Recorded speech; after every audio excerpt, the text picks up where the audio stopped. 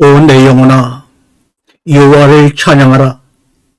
오 여호와 내 하나님이여, 주께서는 정말로 위대하십니다. 주께서는 영예와 위엄으로 옷을 입으셨습니다.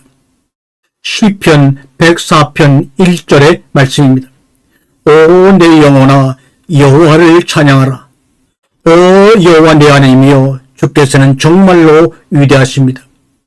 이 말씀을 읽을 때 저에게 번개처럼 떠오르는 성경 구절은 바로 창세기 1장 1절입니다. 태초에 여호와 하나님이 천지를 창조하시느니라. 21세기 인공지능 시대를 살면서 혹자들은 창세기 1장을 어떻게 믿느냐는 질문을 받을 때가 있습니다. 그런데 창세기 1장은 이 21세기 시대에는 창세기 1장은 그만두고라도 모세 때에도 아마 믿기 어려운 성경의 말씀이었을 것입니다. 우리만 지금 창세기 1장을 믿기 어려운 것이 아니라 그 말씀을 처음으로 떼면 모세와 그의 백성들도 창세기 1장의 내용은 정말로 받아들이기 어려운 너무나 부러운 문서 같았을 것입니다. 창세기 1장 6절과 8절에 보게 되면 하나님이 궁창을 만드시는 성경의 기록이 나옵니다. 한번 읽어보겠습니다.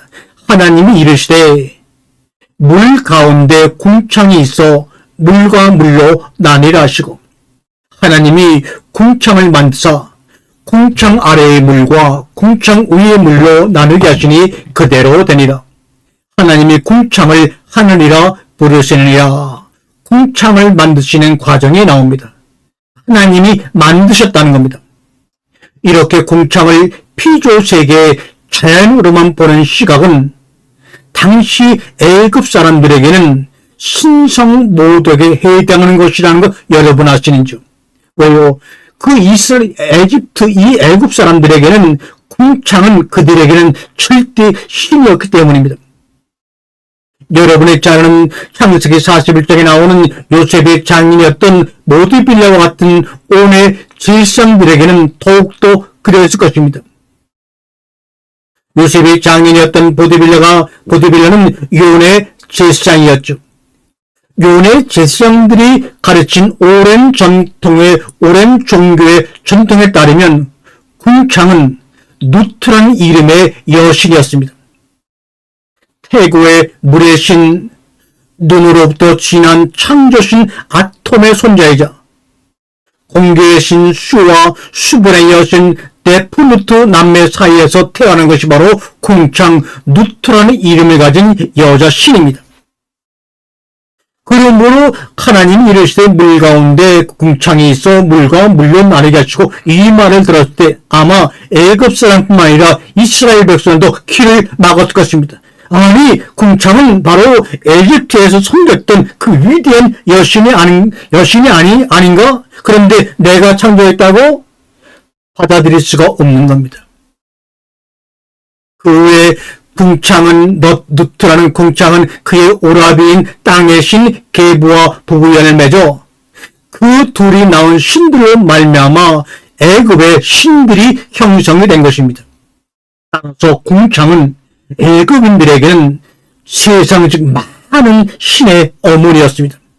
이러한 여신 궁창을 창세기 1장 6절에서는 하늘이라 부르며 자연 그 이상도 이하도 아니라고 선포하는 것을 볼 때 광야 이스라엘 백성들은 어떤 심정이었을까요? 애굽의 왕자로 자란 모세였기에 이러한 창세기 1장의 가르침이 애굽의 세계관에 비춰볼 때, 또 그 당시 고대 근동의 세계관에 비춰볼 때 얼마나 위험천만한 내용인지 누구보다 잘 알았을 것입니다.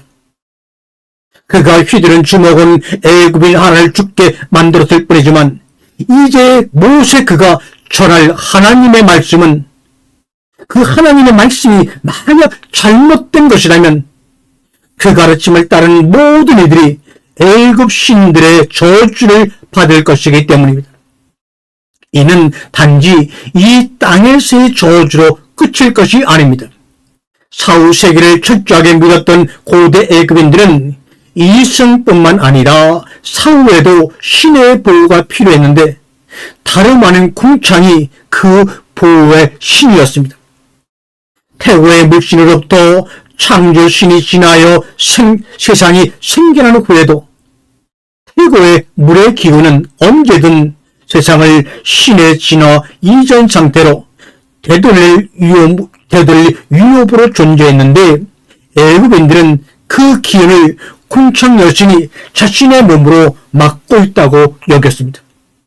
그래서 궁창 여신은 그 몸을 반은 형태로 뻗어 손과 발로 땅의 사방을 짚은 채 등으로 태고의 물의 기운을 막는 여인의 형상으로 자주 묘사가 되었습니다. 이렇게 궁창이 세상과 혼돈의 기운 사이에서 경계가 되는 여신이라 보니 땅에서 죽은 자가 사후 혼돈의 세계에 들어설 때 궁창의 보호에 절대적으로 의존할 수밖에 없었고, 따라서 애굽인들은 관을 짤 때 궁창이 시신을 품는 형태가 되도록 장식했습니다. 이처럼 인간이 살아도 죽어도 그 영역을 벗어날 수가 없고 세상의 존속 자체가 궁창의 신이 없이는 절대적으로 불가능한 여신을 창세기 1장은 그저 피조물이며 자연이라고 가르치고 있습니다. 이 가르침을 따르다가 그것이 사실이 아니라면 궁창신의 노여움을 사 이승은 물론 저승에서도 저주가 임할 것입니다. 그렇다면 무엇이 진실입니까? 세상은 우리가 섬겨야 할 신이라는 애굽의 가르침입니까? 아니면 물, 궁창, 태양, 달, 땅은 모두가 자연이라는 창세기 1장의 가르침입니까? 자연은 말 그대로 스스로 그대로 자연입니다. 그 진실은 애굽에 내려진 10가지 재앙을 통해 판가름나기 시작했지요. 애굽 땅의 물이 핏빛으로 변하고 태양은 그 빛을 잃으며 궁창에서는 우박이 떨어질 때 그 어떤 신도 애굽을 위해 나타나지 않았습니다.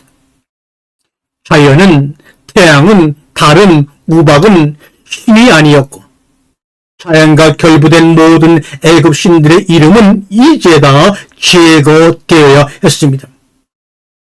출애굽기 12장 12절에 하나님이 말씀하십니다.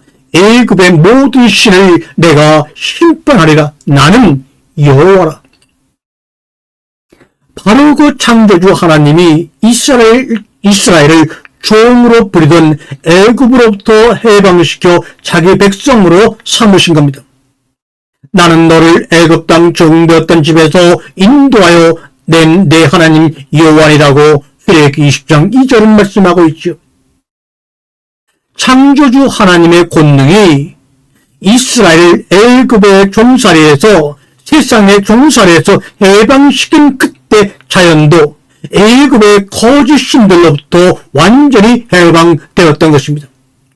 이스라엘이 더 이상 종이 아니듯이 땅과 바다와 하늘도 자연 본연의 이름을 되찾고 이스라엘과 함께 창세기 1장을 받는 모든 이들에게 이를 지으시며 보시기에 좋았더라 하신 창조주 하나님의 마음을 다시 배워가게 되었습니다.